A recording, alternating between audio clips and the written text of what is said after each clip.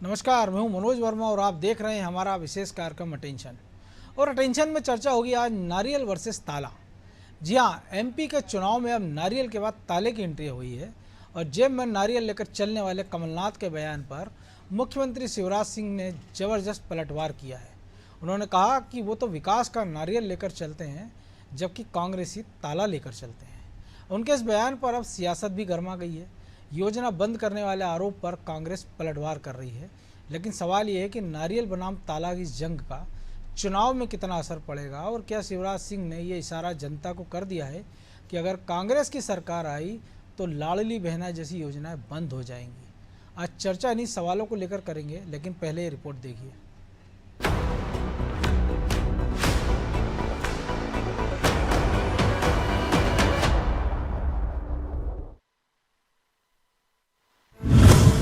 मध्य प्रदेश में तेज हुई जुबानी जंग। शिवराज ने कमलनाथ पर कसा तंज। कमलनाथ ने योजनाओं पर लगाया ताला। नारियल वाले बयान पर किया जोरदार हमला। एमपी के सियासी युद्ध में योजनाओं को लेकर जमकर हमले किए जा रहे हैं। पीसीसी चीफ कमलनाथ बीजेपी सरकार की तरफ से लाई योजनाओं पर पहले से ही हमलावर है। वो चुटकी लेते हैं कि शिवराज सिंह जेब में नारियल लेकर चलते हैं। हालांकि उनके इस बयान पर अब सीएम शिवराज सिंह ने तीखा प्रहार किया है। मुख्यमंत्री ने कहा वो विकास का नारियल लेकर चलते हैं तो कांग्रेसी ताला लेकर चलते हैं और सरकार में आने पर बीजेपी की जन कल्याणकारी योजनाओं पर ताला डाल देते हैं। यानी शिवराज सिंह फिर से ये इशारा कर रहे हैं कि अगर कांग्रेस सरकार में आई तो लाडली बहना जैसी योजनाओं पर फिर से ताला डल जाएगा। नारियल लेकर चलता हूं, विकास का नारियल, जन कल्याण की योजनाएं बनाता हूं मैं, इसलिए नारियल फोड़ता हूं। लाडली बहना योजना बनाई, नारियल फोड़ा। लाडली लक्ष्मी बनाई, नारियल फोड़ा। मुख्यमंत्री सीखो कमाओ योजना बनाई, नारियल फोड़ा। कितनी योजनाएं मैंने बनाई। कमलनाथ जी ने क्या बनाया? मैं नारियल लेके चलता हूं तो वो ताला लेके चलते हैं, ताला। और वो ताला सरकार आने पे जो मेरी योजनाएं, भारतीय जनता पार्टी की सरकार की योजनाएं हैं, उन योजनाओं को बंद करके ताला डाल देते हैं। बीजेपी ये आरोप लगाती रही है कि 15 महीने की तत्कालीन कमलनाथ सरकार ने उनकी योजनाओं को बंद कर दिया था और वो फिर से ऐसा ही कर सकती है। हालांकि अब सीएम के बयान से कांग्रेस तिलमिला उठी है। कांग्रेस कह रही है कि बेवजह के आरोप लगाकर जनता को गुमराह किया जा रहा है, जबकि बीजेपी सरकार नई नई घोषणाएं कर वोटर्स को भ्रमित करती है। षड्यंत्रकारी भारतीय जनता पार्टी या कहूँ षड्यंत्रकारी मामा जिस तरीके से घोषणा वीर के रूप में जाने जाते हैं, उनके भारतीय जनता पार्टी के खुद नेता कहते हैं कि मामा घोषणा वीर हैं। वीरेंद्र खटीक जी ने भी कुछ दिन पहले पत्र वायरल करके अपनी पीड़ा व्यक्त की थी कि मुख्यमंत्री जिले में आते हैं, घोषणा करके चले जाते हैं।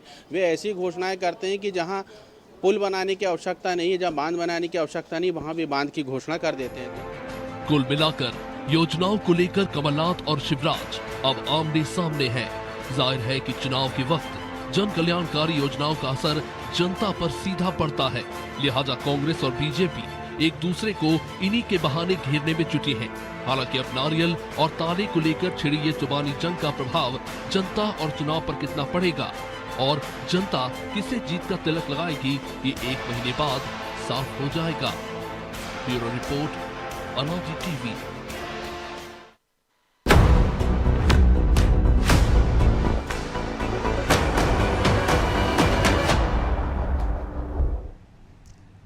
तो इसी मुद्दे पर चर्चा करने के लिए हमारे साथ जुड़ गए वरिष्ठ पत्रकार चैतन्य भट्ट और हमारे सहयोगी ब्रजेश चौक से। वो स्वागत है चैतन्य जी आपका अनादि टीवी में।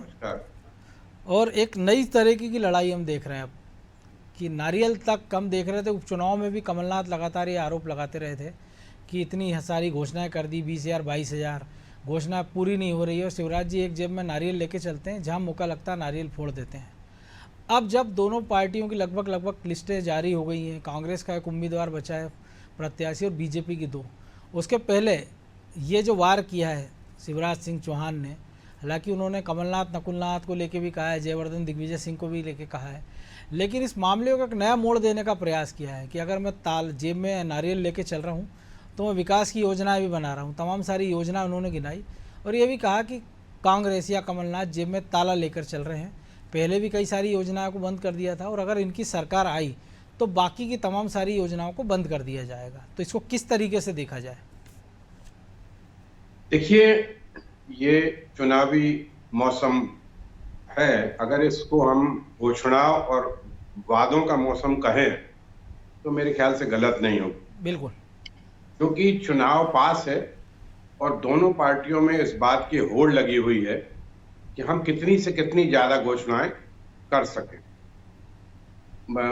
शिवराज सिंह चौहान निश्चित तौर पे सत्ता में है तो उन्होंने बहुत सी घोषणाएं की और उन घोषणाओं को पूरा भी किया, बहुत सी घोषणाओं को पूरा कर दिया। अब कमलनाथ आने वाले हैं ऐसा माना जा रहा है, तो वो भी लगातार घोषणाएं कर। सवाल इस बात का है कि आप घोषणाएं तो कर रहे हैं, लेकिन उन घोषणाओं को पूरा करने के लिए आपके खजाने में उतना पैसा है या नहीं है, ये बताने के लिए कोई तैयार नहीं। सरकारी खजाने की जिस तरह से खोल दिया गया है और प्रदेश पे कर्ज बढ़ता जा रहा है, तो वो कर्ज कहां से जाएगा? वो कर्ज जो चुपटाने वाली स्थिति आएगी तो वो आम आदमी से लिया जाएगा, क्योंकि कोई भी पॉलिटिकल पार्टी ना तो अपनी जेब से पैसा देती है, ना कोई मुख्यमंत्री अपनी जेब से पैसा देता है। ये जो टैक्स पेयर का पैसा होता है उसी पैसे को बांटा जा रहा है। ये जो पहले राजशाही होती थी कि राजा जब निकलता था तो कह देता था कि इसका लगान माफ कर दिया जाए, इसको इतना पैसा दे दिया जाए, वो राजशाही अब लोकतंत्र में हावी हो गई। दूसरी बात जो एक दूसरे पे कटाक्ष की बात है, तो इसमें कोई संदेह नहीं है कि शिवराज सिंह ने हजारों घोषणाएं की हैं और वो लगातार घोषणाएं भी करते हैं। उनमें से कितनी घोषणाएं पूरी हुई हैं? वो तो जो भी मुख्यमंत्री होता है वो करता ही है, और तमाम सारे राज्यों में भी हम देख रहे हैं, मध्य प्रदेश भी इसमें शामिल है। जी देखिए, घोषणा करना बहुत आसान है और जनता के बारे में तो ये माना जाता है कि जनता बहुत जल्दी किसी भी चीज को भुला देती है। आपने घोषणाएं कर दी, 1000 घोषणाएं कर दी, उसमें से 10, 20, 25, 50 घोषणाएं आपने पूरी कर दी, बाकी की जनता भूल भी गई कि आपने कौन कौन सी घोषणाएं की थी, और खुद भी राजनेता भूल जाते हैं कि हमने कौन सी घोषणाएं की थी। तो ये जो पूरा मसला है, ये सिर्फ चुनावी मौसम के हिसाब से होती हैं घोषणाएं हैं, लेकिन सवाल वही आ जाता है बार बार है कि आपके पास पैसा है या नहीं। अभी आपका जो बजट है उससे 1.5 गुना आपके ऊपर कर्ज है। अगर और तमाम घोषणाएं पूरी होंगी तो उसमें कितना पैसा लगेगा और कितना पैसा कहां से आएगा, ये कोई पॉलिटिकल पार्टी बताने के लिए तैयार नहीं है, और इसलिए एक दूसरे पे इस तरह के कटाक्ष किए जा रहे हैं। वो कह रहे हैं कि आप नारियल लेके चलते हो, वो कह रहे हैं आप ताला लेके चलते हो, लेकिन लाडली बहना को जहां तक समाप्त करने की बात है तो मुझे नहीं लगता कि कमलनाथ सरकार इसको बंद करेगी, क्योंकि वो तो 1500 रुपए देने की बात कर रही है। तो कुल मिला के ये जो चुनावी मौसम है और इसमें राजनेता एक दूसरे को नीचा दिखाने का प्रयास करते हैं, ये उसी का प्रतिफल है। जी, तो ब्रजेश जी, उसी का प्रतिफल। एक चीज़ ये भी हो सकती है, हमने देखा कि जो कांग्रेस ने घोषणाएं की थी, उसको चाहे वो नारी सम्मान जो गेम चेंजर मान रहे थे, या गैस सिलेंडर की बात हो 500 रुपये में, तो सरकार में कह दिया 450 में, फॉर्म भी भरने लगे, कुछ लोगों को पैसा मिल भी गया, 1000 से 1250 की राशि हो गई। बिजली के बिलों की बात करें हम, या तमाम सारी ऐसी योजनाएं, तो एक तो वो कर दी, और दूसरा भी बताने का प्रयास है कि देखो भैया मैंने तो इतनी सारी स्कीम चालू कर दी है और ये आए तो बंद कर देंगे। हालांकि उन्होंने लैपटॉप का जिक्र किया, उन्होंने कहा स्कूटी का जिक्र किया कि ये सारी योजनाएं बंद कर दी गई थी। कन्यादान योजना की बात है कि हमने देखा था कमलनाथ सरकार ने 51,000 रुपये कर दिए थे, लेकिन अब वो कोरोना काल कहें या जो भी कारण रहे, लेकिन हमने देखा बहुत सारे लोगों को उसमें पैसा नहीं मिला था। तो एक नैरेटिव सेट करने का प्रयास है कि विकास के साथ साथ, देखिए हम तो विकास की योजनाओं के साथ चल रहे हैं, लेकिन ये जो हैं ये विकास विरोधी हैं। अगर ये आए तो ये सारी योजनाओं को बंद कर देंगे। और भले जो चैतन्य जी ने भी कहा कि वो बंद नहीं कर सकते हैं, लेकिन कई बार हमने देखा नाम बदल दिए जाते हैं, और जाहिर सी बात है, क्योंकि अगर कांग्रेस ने वादा किया कि नारी सम्मान योजना, अगर उनकी सरकार बनी तो लाडली बहना को नारी सम्मान योजना नाम देंगे, तो भी इस पर आपत्ति उठेगी। देखिए मनोज जी, घोषणाएं तो बहुत करते हैं, घोषणा पत्र भी तमाम राजनीतिक दल आते हैं, लेकिन अक्षरशः उनका पालन होता है क्या? निश्चित तौर पर नहीं होता है और उन पर कोई बात नहीं करता। बिल्कुल। रही बात नैरेटिव बनाने की, तो नैरेटिव बनाए जाते हैं, बिगाड़ने की कोशिश की जाती है। जिस तरह से हम कमलनाथ जी को देख रहे हैं, वो कह रहे हैं लगातार कि इतनी हजार घोषणाएं की हैं शिवराज जी ने, उनका पालन नहीं किया, लेकिन वो नैरेटिव बन पाया क्या? निश्चित तौर पर इसलिए नहीं बन पाता है कि आप जो बात कह रहे हो वो आप जनता तक पहुंचा रहे हो। किन मुद्दों पर नैरेटिव बनता है? 2 मुद्दों पर बन जाएगा, 4 पे बनेगा। आप 29,000 का आंकड़ा गिनाओगे तो ना जनता को पता है कि 29,000 घोषणाएं की हैं, ना आप गिना पाओगे। तब आपका नैरेटिव तब सेट होता है। जिस तरह से शिवराज जी ने कहा कि हम तो योजना लागू कर रहे हैं इसलिए नारियल फोड़ रहे हैं, और योजनाएं लागू होती दिख रही हैं। जैसे उन्होंने कहा कि हम लाडली बहना योजना को देंगे, तो वो दे रहे हैं। लाडली लक्ष्मी योजना है, तमाम वो गिना सकते हैं कि ये योजना है। जिस तरह से हम देख रहे हैं कांग्रेस गिनाती है कि हमने 100 यूनिट 100 रुपये में देना शुरू कर दिया था, लेकिन वो ये नहीं गिना पाती ना कि 51,000 हमने किसको दिए। वो ये नहीं गिना पाते ना कि हमने सबका कर्ज माफ कर दिया, क्योंकि ये दिख रही है ना योजनाएं कि तमाम लोगों का कर्ज माफ नहीं हुआ, जिसमें किसान भी हैं। तो जिनका माफ हो गया वो मान रहा है, जिनका बहुत कम माफ हुआ 500 रुपये 25 रुपये, वो आपको झूठा मान रहे हैं, और जिनका माफ ही नहीं हुआ वो शिवराज जी की बात पे यकीन कर रहे हैं। वो उन तक बात पहुंचा रहे हैं कि आप ताला लगा देते हो। जो संबल योजना है, जिस तरह से आदिवासियों को वो 1,000 रुपये देने की बात करते थे महिलाओं को, वो बंद हो गई, शहरी आदिवासियों को। जी, तो आप सोचिए जब शिवराज जी कहेंगे कि उस क्षेत्र में कि ये ताला लगा देते हैं योजनाओं, तो वहाँ भरोसा होगा। क्या वैसा भरोसा वो सब तमाम संगठन कोशिश कर रहा है, तो इसलिए भरोसा नैरेटिव सेट कर रहे हैं कि ये ताला लगा देते हैं। और वो कह रहे हैं नारियल फोड़ देते हैं। नारियल फोड़ने के बाद उनको बताना चाहिए ना कि कौन सी योजना पे नारियल, ऐसी लोकप्रिय योजना नहीं है ना उनके पास जिसका नारियल फोड़ा हो। लाडली बहन लक्ष्मी योजना, लाडली बहना योजना के जिसका नारियल फोड़ दिया, घोषणा कर दी हो, वो पूरी नहीं हुई।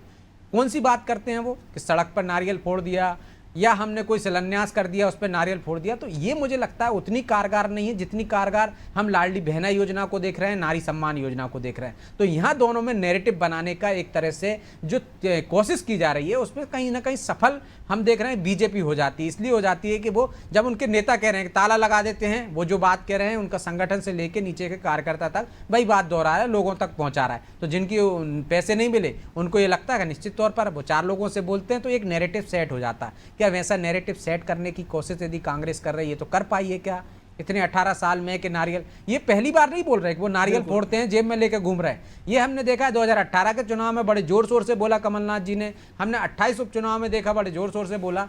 इसी तरह से जैसे डंपर कांड हुआ, व्यापम घोटाला हुआ, जिनका कोई असर नहीं है। तो मुझे नहीं लगता कि अब नारियल बनाम जो ताले की जो लड़ाई चल रही है उसमें कांग्रेस के आरोप उतने कारगर होंगे कि नारियल फोड़ने के बाद काम नहीं होते, योजनाएं बंद हो जाती, बल्कि उन्हें मुझे लगता है कि सफाई देना पड़ेगा। और इस तरह से वो बचाव में भी आए हैं कि ताला लगा देते हैं कि हमने ताला नहीं लगाया, जिस तरह सफाई दे रहे हैं। जो उनने बार किया था कि नारियल का, जिस तरह से पलटवार हुआ उसके बाद कांग्रेस की प्रतिक्रिया देखने लायक है। वो कह रहे नहीं हमने तो 51,000 कर दिए थे, तो वो पूछ लेते हैं 51,000 किए थे तो दिए किसको।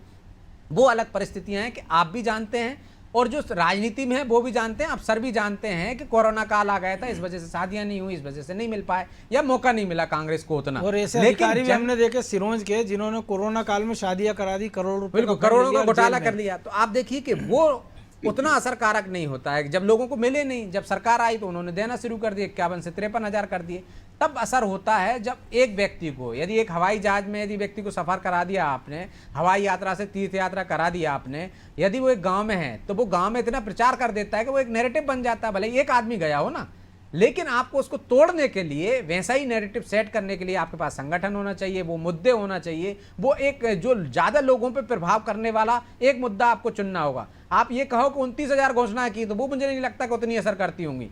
जबकि आप एक बात पर कहोगे, एक जैसे योजना शिवराज जी ने गिनाई है वैसी आप योजना गिनाओगे कि इन्होंने बंद कर दिए, तब जाकर कोई मुझे लगता है असरकारक होगी। ये कोशिश होती है नैरेटिव बनाने की, लेकिन ये कोशिश तभी सफल होती है जब आपका नेता जो बोल रहा है नीचे तक वो बात बोले और तथ्यों के साथ बोले। बिल्कुल, तो तथ्यों के साथ तो बोलना चाहिए। लेकिन एक और चीज़ हम देख रहे हैं भट्ट जी, जो मुख्यमंत्री शिवराज सिंह ने कहा भी है, क्योंकि जिस प्रकार से सूचियों के बाद घमासान मचा हुआ कांग्रेस में कि पीसीसी के बाहर दिग्विजय सिंह के पुतले जल रहे हैं, कमलनाथ के बंगले पर नारेबाजी हो रही है, तो उन्होंने एक नैरेटिव और सेट करने का प्रयास किया। शिवराज जी ने कहा कि ये भविष्य का चुनाव है, कांग्रेस के रही है, लेकिन ये कमलनाथ के भविष्य का चुनाव नहीं है, ये दिग्विजय सिंह के नहीं, ये नकुलनाथ के भविष्य का चुनाव है, जयवर्धन के भविष्य का चुनाव है। तो एक तरह से वंशवाद पे भी हमला और बाकी उम्मीदवारों को मैसेज देने का प्रयास है कि भैया देखिए आपके संग तो अन्याय हुआ है, लेकिन इसकी आड़ में अपने पुत्रों को ये सेट करने का प्रयास कर रहे हैं। तो शायद इस असंतोष की हवा को और हवा देने का प्रयास भी मुख्यमंत्री ने किया। इसके साथ ही उन्होंने इसमें मल्लिकार्जुन खड़गे को भी ले आए हैं, वो इंडी जो है INDI एक गठबंधन है उसको भी इंडी नाम दिया, उसको भी वो ले आए हैं इसमें। चैतन्य जी। अच्छा, मुझसे पूछ रहे हैं। जी जी। देखिए, ये जो अभी नैरेटिव सेट करने की बात है, ये सही कह रहे हैं ब्रजेश जी कि आप उस तरह का नैरेटिव सेट नहीं कर पाते, और उसके पीछे सबसे बड़ा जो कारण है वो है भारतीय जनता पार्टी का प्रचार तंत्र। उनका प्रचार तंत्र कांग्रेस की तुलना में 100 गुना ज्यादा है। वो इतनी जल्दी से कांग्रेस की किसी भी बयान को या किसी भी घटना को इतनी जल्दी से लोगों तक पहुंचा देते हैं और कांग्रेस उसमें पीछे रह जाती है। दूसरी बात, जो सूची को लेकर जो असंतोष की बात है, तो देखिए अब 230 सीटें हैं, 4000 एप्लीकेशन आई हैं। अब 230 सीटों में से जिनको टिकट नहीं मिली तो वो तो जाहिर सी बात है कि उनमें असंतोष होगा। बिल्कुल। और जब असंतोष होगा तो वो इस तरह का प्रदर्शन करेंगे, और वो प्रदर्शन इसलिए हो पाता है क्योंकि कांग्रेस ये कहती है कि हमारी पार्टी में लोकतंत्र है, और भारतीय जनता पार्टी में ये सार्वजनिक तौर पे इसलिए नहीं सामने आ पाता क्योंकि वहां अनुशासन का एक डंडा चलता है। तो दूसरी बात, तीसरी बात, जो आप पुत्रों की बात कर रहे हैं, परिवारवाद की बात कर रहे हैं, जिस तरह से भारतीय जनता पार्टी कांग्रेस पे आरोप लगाती है, इसमें कोई संदेह की बात नहीं है कि परिवारवाद हर जगह चलता है। आप देखिए कि डॉक्टर का बेटा डॉक्टर बनता है, वकील का बेटा वकील बन जाता है, व्यापारी का बेटा व्यापारी बन जाता है, IAS का बेटा IAS बन जाता है, लेकिन उसमें और राजनीतिक परिवारवाद में फर्क है। क्योंकि डॉक्टर का बेटा का डॉक्टर बनता है तो वो 5 साल के लिए MBBS की पढ़ाई करता है, बिल्कुल, नीट की या परीक्षा वकील का क्लियर बेटा करता है, वकील सेलेक्ट बनता होता है है। तो वो 5 साल तक LLB की पढ़ाई करता है। लेकिन जब राजनीति में आता है व्यक्ति, तो राजनेता का बेटा सैकड़ों कार्यकर्ताओं के सिर पे पैर रख के आगे निकल जाता है। अब चाहे आप नकुलनाथ जी की बात कर लें, जब सूची जारी नहीं हुई उसके पहले उन्होंने 3 प्रत्याशियों की घोषणा कर दी। इसका क्या तात्पर्य? दूसरा, हर बाप चाहता है कि उसका बेटा सेट हो जाए, विशेषकर राजनीति में, चाहे वो दिग्विजय सिंह जी हों, चाहे शिवराज सिंह जी हों, चाहे कमलनाथ जी, कोई भी नेता हो, चाहे अमित शाह जी हों, कोई भी हो, कोई भी व्यक्ति ये चाहेगा, चाहे कैलाश विजयवर्गीय हो, हर व्यक्ति ये चाहता है कि हमारा बेटा हमारे रास्ते पर चले, और अगर हमने इतने साल तक राजनीति की है तो उसको भी उसका फायदा मिले। लेकिन इसमें भी कोई संदेह नहीं है कि अगर कोई परिवार का व्यक्ति या बेटा या भतीजा अगर शुरू से राजनीति में है और सेवा कर रहा है राजनीति में, तो उसको अगर टिकट मिलती है और अगर वो जीतता है तो ये उसका अपना खुद का प्रभाव है जो जनता के बीच में। क्योंकि देखिए, चुनाव ऐसा नहीं है कि अगर आपने अपने बेटे को खड़ा कर दिया तो वो चुनाव जीत जाए। वो मतदाता ही मत देता है और उसी आधार पे विजय होती है। तो अगर इस तरह के लोग हैं जो लंबे समय से राजनीति कर रहे हैं और अगर उनको टिकट मिलती है और अगर वो जीतते हैं तो इसमें परिवारवाद की बात नहीं है। और हर पार्टी में इस तरह का परिवारवाद है। किसी व्यक्ति पे आरोप लगाना, ये मुझे लगता नहीं कि कोई बहुत ज्यादा गंभीर बात है। हर जगह इस तरह की स्थितियां हैं, चाहे कोई भी पार्टी, विशेषकर रीजनल पार्टी में तो ये बहुत ज्यादा है। राष्ट्रीय पार्टी में उतना नहीं समझ में आता है, लेकिन रीजनल पार्टी तो पूरी तरह से परिवारवाद के भरोसे चल रही है। तो ये भारतीय जनता पार्टी और कांग्रेस के बीच में जो द्वंद्व चल रहा है आपसी बयानों का और विवादों का, तो उसमें एक जो धारणा बनाने का प्रयास करती है भारतीय जनता पार्टी, उसमें वो सफल हो जाती। कांग्रेस उन चीजों को अपने लोगों के माध्यम से जनता तक पहुंचा नहीं पाती। जैसे देखिए, आप पिछली बार जो 100 रुपए में 100 यूनिट वाली बात थी, वो इतनी सक्सेसफुल थी कि मैं भी खुद उसका साक्षी हूं कि हमारे घर का बिल 100 रुपए, 110 रुपए, 120 रुपए आता था, जो आज की तारीख में 3000 है, 2000 आ रहा है। लेकिन उस बात को कांग्रेस अपने तरफ से इतना ज्यादा प्रचारित कर नहीं पाई कि हमने इतनी अच्छी स्कीम चालू की थी। तो भारतीय जनता पार्टी और कांग्रेस में ये बहुत बुनियादी फर्क है कि वो अपनी किसी भी योजना को इतनी तेजी से और इतने व्यापक तरीके से प्रचारित करते हैं जो कांग्रेस नहीं कर पाती। तो ब्रजेश जी, कांग्रेस तो नहीं कर पा रही, लेकिन जो ये बीजेपी कर रही है, तो ये चुनाव का नैरेटिव सेट करेगा। चुनाव जैसे जैसे आगे बढ़ेगा तो ये मुद्दा, मुझे आपको लगता है कि और जोर पकड़ेगा, गरमाएगा?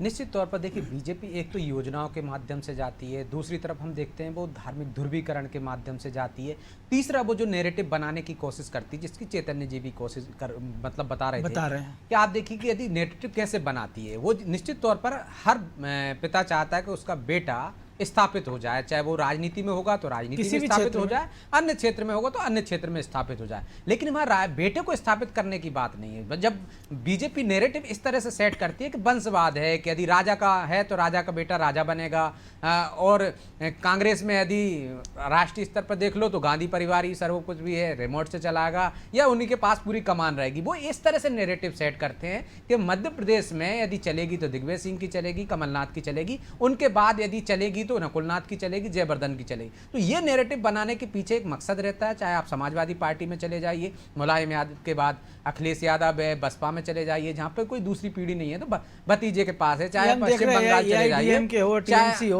चाहे हम महाराष्ट्र चले जाते हैं, चाहे शिवसेना में चले जाते हैं, ऐसे तमाम राजनीतिक दल हैं जो वंशवाद को बढ़ावा देते हैं। यदि ये नैरेटिव सेट करने की ये बात करती है जब बीजेपी, तब उनका टारगेट ये रहता है कि जो कांग्रेस का कार्यकर्ता है, जो लगातार सक्रिय है, चाहे हम जो क्षेत्रीय छत्रपों को देख लें जो कांग्रेस में, चाहे अरुण यादव को देख लो, अजय सिंह को देख लो, या जीतू पटवारी को देख लो, ओमकार मरकाम को देख लीजिए, उमंग सिंगार को देख लीजिए, तमाम जो नेता हैं उनके और उनके समर्थकों के और जो नई पीढ़ी आ रही है उनको ये बताने की कोशिश कर रही है कि आप लगातार कितनी भी मेहनत कर लीजिए, सत्ता के शीर्ष पर तो ये परिवार ही विराजमान रहेगा। तो उससे वो अपने कार्यकर्ताओं को भी ये देती है कि आपके पास मौका है, आप यदि बेहतर करोगे तो आप शिवराज सिंह चौहान बन सकते हो, नरेंद्र मोदी बन सकते हो, कुछ भी बन सकते हो। आप जमीन से उठकर आप सीएम भी बन सकते हो, सबसे छोटे पद से उठकर आप पीएम भी बन सकते हो। दूसरी तरफ वो ये जताती है कि कांग्रेस में ऐसा नहीं है, तो कांग्रेस के कार्यकर्ताओं का मनोबल डाउन करने की कोशिश करती है। वहाँ जो सक्रिय हैं, जो मेहनत कर रहे हैं, उनको एक तरह से ये बताने की कोशिश करती है कितनी भी मेहनत कर लो आपको वो सफलता नहीं मिलेगी, जो आप चाहते हो उस पद पर सपने देखना भी छोड़ दीजिए। और बीजेपी में ये तो ये नैरेटिव बनाने का निश्चित तौर पर फायदा होता है। जो राजनीति में नहीं भी हैं वो भी जब देखते हैं कि देखिए बीजेपी में क्या है, कांग्रेस में क्या है, तो उनकी मानसिकता बदलती है। और वो मानसिकता ये बदलती है कि हाँ ये पार्टी अच्छी है, इसमें यदि कोई भी आदमी बन सकता है जिसमें काबिलियत होगी। एक पार्टी जो इसमें काबिलियत हो या ना हो बेटे में, लेकिन उसको आप शीर्ष पर बैठा दोगे, चाहे वो लायक हो या उसने उतनी मेहनत की हो या ना की हो। तो इसका नैरेटिव का फर्क पड़ता है मनोज जी, और लोगों में भी फर्क पड़ता है, कार्यकर्ताओं में भी पड़ता है, राजनीतिक दलों में भी पड़ता है। इसलिए तो सफाई देना पड़ती है। यदि ये नैरेटिव सेट नहीं हो पाता तो राहुल गांधी को अध्यक्ष पद से त्याग पत्र देकर ये क्यों कहना पड़ता था गैर गांधी परिवार से नियुक्त किए जाए, क्यों उनको खड़गे को नियुक्त करना पड़ता, क्यों चुनाव करना पड़ते? क्योंकि एक नैरेटिव सेट हो गया, उसको तोड़ने के लिए इस तरह के कदम उठाने पड़ रहे हैं। तो निश्चित तौर पर वो नैरेटिव है जो यदि देश में काम कर रहा है तो वो मध्य प्रदेश में भी काम करेगा। इसलिए हमला किया है शिवराज जी ने। अब वो कितना असरकारक होता है तो चुनाव ही बताएंगे। लेकिन आपको लग रहा है चैतन्य जी कि मामला आगे बढ़ेगा? देखिए चुनावी मुद्दे ऐसे कि आज एक मुद्दा है, कल दूसरा मुद्दा है। जो भारतीय जनता पार्टी जिस तरह से आक्रमण करती है, आप देखिए कपड़े फाड़ने वाली जो स्थिति कमलनाथ जी के मुंह से जो निकला कि आप जाके दिग्विजय सिंह के, उसको कितनी जल्दी भारतीय जनता पार्टी ने तमाम लोगों के बीच में पहुंचा दिया। इसी तरह से आप देखिए कि जो अभी कल उन्होंने कहा कि अरे छोड़ो यार अखिलेश को, वो भी इतनी जल्दी स्प्रेड आउट हो गया। लोगों को ये लगने लगा कि कमलनाथ क्या है, बहुत एरोगेंट लीडर है। ये इस तरह का एक नेगेटिव सेट हो गया। और इसका कारण इसका जो आपका भुगतान है वो आपको पहले 2018 में करना पड़ा था, जब आपने सिंधिया जी को ही कह दिया कि अगर वो कह रहे हैं सड़क पे उतर जाएं तो उतर जाएं। ये सारी जिस तरह अभी उन्होंने कहा कि नकुलनाथ तय करेंगे छिंदवाड़ा के टिकट, तो पहले वो घोषित करेंगे फिर दिल्ली से होगा। जी वही मैं बोल रहा हूं कि इस तरह से अगर आप ये करोगे तो कहीं ना कहीं लोगों में असंतोष होगा, और जब असंतोष होगा तो पार्टी को नुकसान होता है। ये ठीक है कि बहुत बड़ी पार्टियां हैं, चाहे भारतीय जनता पार्टी हो चाहे कांग्रेस हो, ये इतनी बड़ी पार्टी हैं कि इनको 2-4-10 लोगों के असंतोष से कोई फर्क नहीं पड़ता। लेकिन देखिए एक चिंगारी कभी कभी दावानल बन जाती है। बहुत से लोग अगर इस तरह से असंतुष्ट होंगे तो कहीं ना कहीं आपको चुनाव में नुकसान होगा। और ये वाला जो चुनाव है ये बहुत ही नाक की बाल है दोनों पार्टियों के लिए। अगर कांग्रेस इसमें जीत नहीं पाती है तो आप ये मान के चलिए कि कांग्रेस का भविष्य बहुत अंधकारमय हो जाएगा मध्य प्रदेश में। और अगर भारतीय जनता पार्टी हारती है तो कांग्रेस को एक मौका मिल सकता है कि वो अच्छी योजनाओं को लाके लोगों के बीच में अपने आप को स्थापित कर सके। लेकिन ये तमाम चीजें जो हैं जो मतदाता पे निर्भर करती, और मतदाता किस मूड पे काम करता है। देखिए, वो एक 2 सेकंड का समय होता है जब आदमी वहां पर मत देने जाता है। हो सकता है पहले दिमाग में वो सोच के जा रहा हो कि हमको इसको मत देना, लेकिन जिस समय वो बटन दबाता है उसकी मानसिकता क्या होती है ये ना कोई ज्योतिषी बता देता है, ना वो खुद बता सकता है, और ना ही कोई राजनेता बता सकता है। बिल्कुल। हाँ, जो आपके परंपरागत वोटर हैं वो निश्चित तौर पे इस तरह का वोट देते हैं, लेकिन जो फ्लोटिंग वोटर है फ्लोटिंग वो निर्णायक साबित होता है। वो कहीं ना कहीं इधर से उधर होता है। चलिए, अब चूंकि समय की कमी है इसलिए चर्चा को विराम देना होगा। बहुत धन्यवाद चैतन्य जी। तो निश्चित तौर पर राजनीति में संतुष्ट आप किसी को नहीं कर सकते, और जो एक केंद्रीय मंत्री नितिन गडकरी ने कहा भी था कि नेता इसलिए परेशान होता है कि वो पार्षद बन जाए, पार्षद बन जाता है तो वो जुगाड़ करता है विधायक बन जाऊं, विधायक बन जाता है तो उसकी परेशानी होती कि मैं मंत्री क्यों नहीं बन रहा हूँ, मंत्री बन जाता है तो इसलिए दुखी होता है कि मैं मुख्यमंत्री नहीं बनता हूँ, क्यों नहीं बन पा रहा हूँ। तो राजनीति के दुख अनंत है और इसकी सीमा भी अनंत है। लेकिन जिस प्रकार से एक नैरेटिव सेट करने का प्रयास शिवराज सिंह चौहान ने किया है, तो निश्चित तौर पर चुनाव जैसे जैसे आगे बढ़ेगा इसका असर भी हमको देखने को मिलता रहेगा। अटेंशन में आज इतना ही, मुझे दीजिए इजाज़त और आप देखते रहिए अनादि टीवी। नमस्कार।